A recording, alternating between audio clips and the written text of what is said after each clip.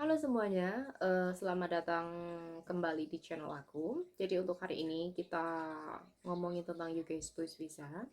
Dan di sini aku mau sharing pengalaman pribadi aku sendiri untuk apply Spouse Visa. Jadi di sini aku bukan expert. Aku apply Spouse Visa itu tanpa pengacara.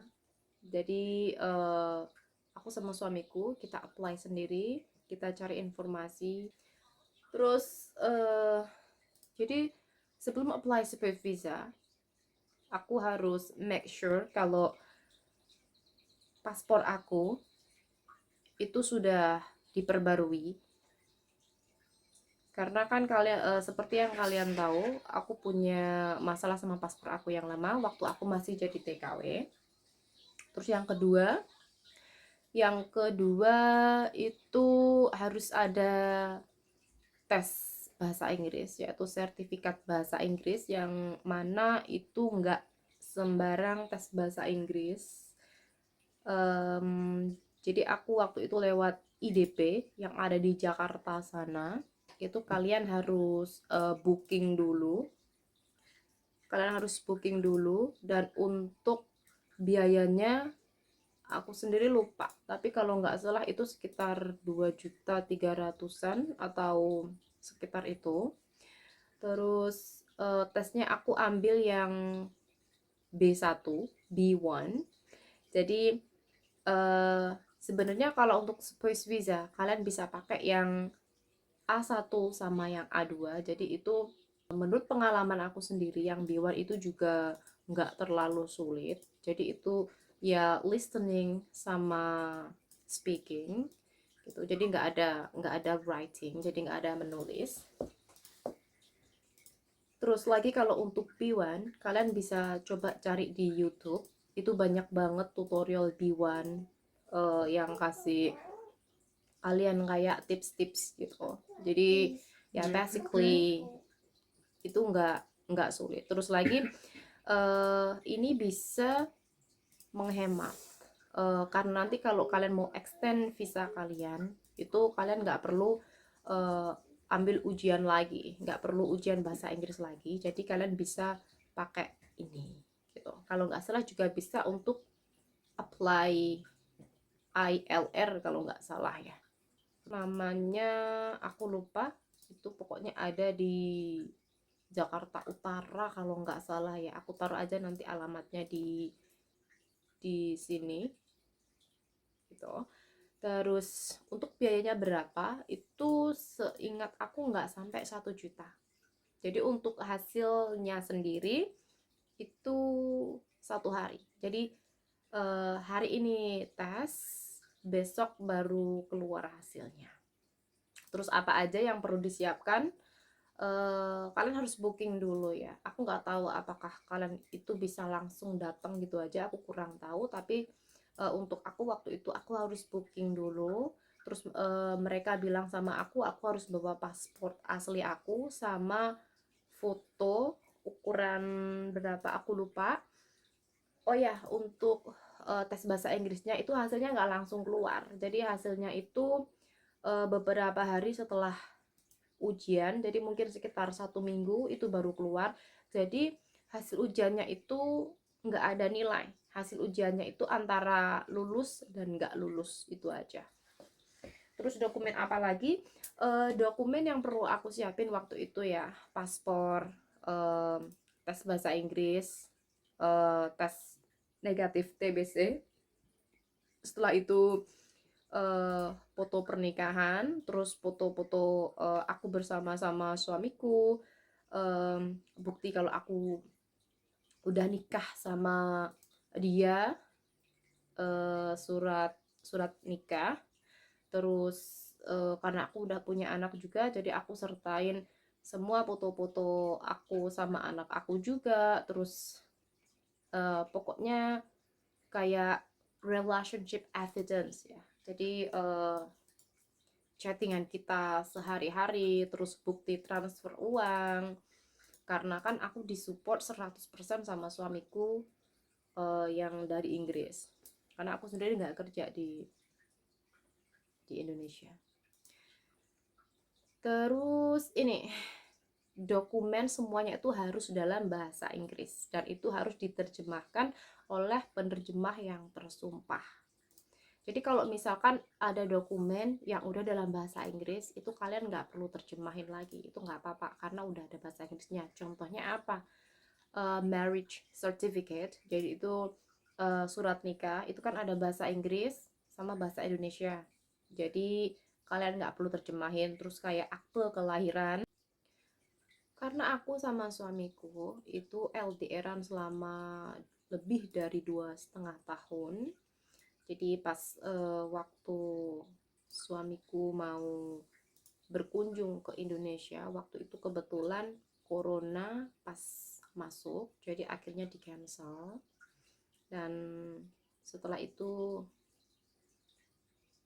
akhirnya kita cuman bisa LDRan, teleponan, video call setiap hari sambil kita apply sambil kita persiapin buat apply spouse visa ini. Jadi itu kurang lebih sekitar 1 tahun lebih atau 1 tahunan lah pokoknya ya.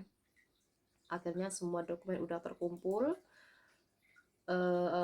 Terus lagi kita udah punya financial requirements. Jadi aku nggak kepikiran buat submit surat dari pengadilan, surat aku yang pas mau ganti paspor baru itu.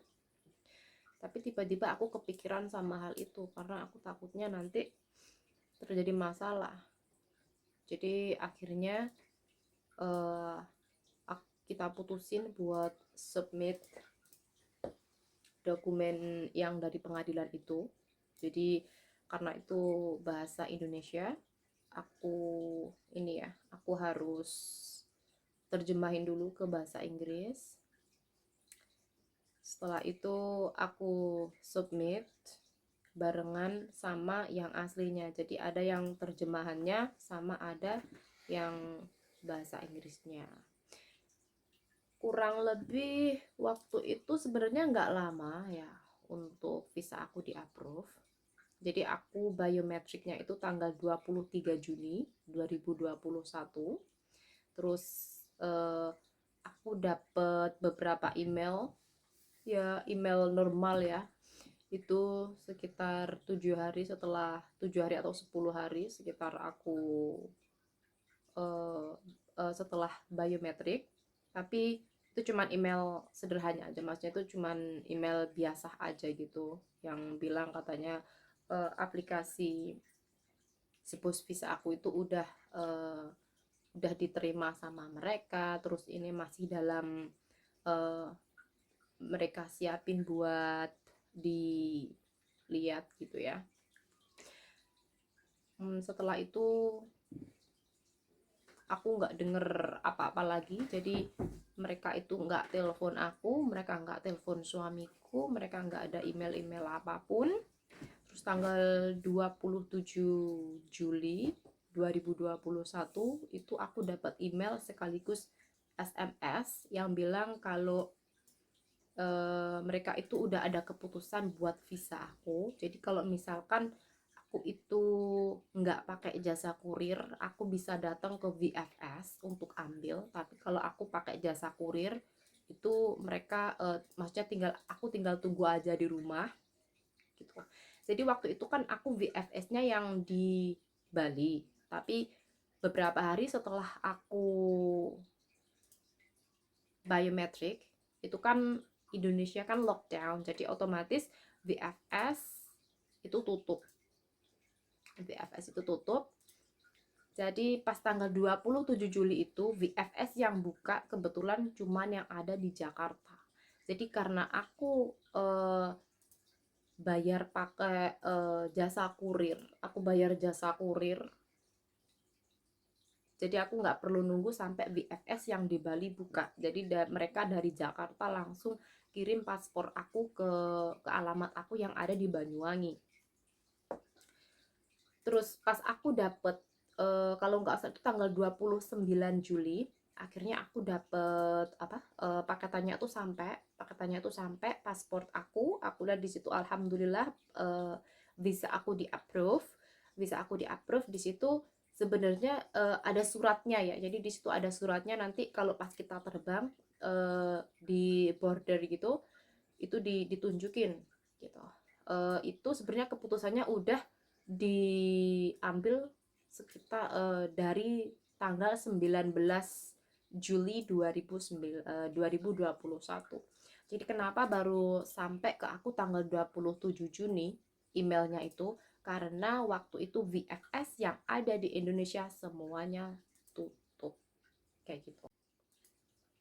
Setelah visa aku di-approve itu ada tulisannya mulai aktif itu tanggal 9 September 2021. Jadi aku masih punya waktu sekitar 1 bulan, ya sekitar 1 bulan lebih buat persiapan untuk terbang ke UK. Tapi sayangnya Indonesia itu udah masuk zona merah dari bulan Juli, kalau nggak salah tanggal 4 Juli itu masuk zona merah. Dan kalau Indonesia masuk zona merah sebenarnya aku masih bisa terbang ke Inggris, tapi aku harus hotel quarantine, dan itu mahal banget, sekitar 1.800, pokoknya itu hampir 2.000-an. Terus akhirnya oke, aku memutuskan buat menunggu. Jadi sambil nungguin masa aktif visa aku putusin buat nunggu. Pas tanggal 9, pas visaku udah aktif, ternyata masih masuk zona merah. Jadi masih nggak bisa terbang ya. Aku masih mutusin buat nunggu lagi, dan akhirnya aku lupa tanggal berapa itu mereka naikin tarifnya jadi 2.000 lebih, sekitar 2.450 atau berapa gitu aku lupa. Akhirnya oke, pasrah. Aku masih mutusin buat nunggu lagi. Nunggunya sampai kapan aku nggak tahu. Waktu itu bener-bener pasrah gitu. Terus sempet mutusin kalau aku itu sama anakku mau pergi ke negara lain. Waktu itu kita mau mutusin mau pergi ke Turki. Pas udah cari beberapa informasi, kayaknya oke lah kita mutusin buat pergi ke Turki dulu, buat stay di sana kurang lebih selama 10 hari atau 11 hari baru kita terbang ke UK. Jadi untuk avoid hotel quarantine, karena bayarnya itu banyak banget. Terus akhirnya pada tanggal berapa? Tanggal 9, tanggal 7 kalau nggak salah ya. Oh enggak, tanggal 9 itu ada pengumuman kalau Indonesia itu udah nggak masuk zona merah. Boom, langsung booking malam itu juga. Terus akhirnya tanggal 11 aku langsung terbang ke UK.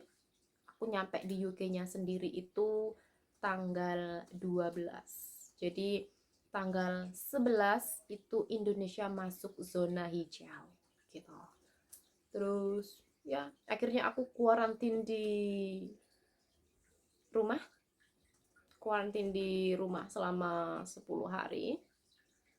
Jadi dari mana sih aku sama suamiku itu dapat informasi sampai kita itu nggak perlu bantuan dari pengacara kayak gitu.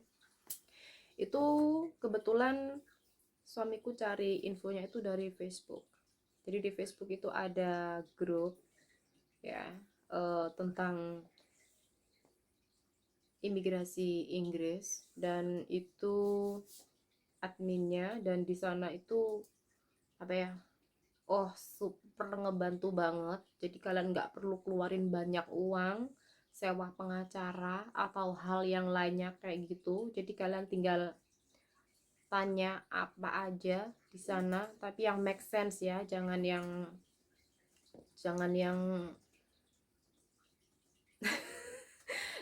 yang ini tanyanya ya. Di sana itu banyak expert. Terus kalian juga yang sabar karena perbedaan waktu juga. Di sana banyak banget informasi dari apa ya, buat apply suppose visa langsung ke aku, atau kalian bisa komen, aku bakal jawab sebisa aku. Terus ya, pokoknya grup itu coba temuin aja di Facebook dan itu sangat-sangat membantu. Oke, sekian untuk video kali ini. Sampai jumpa di video berikutnya. Have a good day and I love you.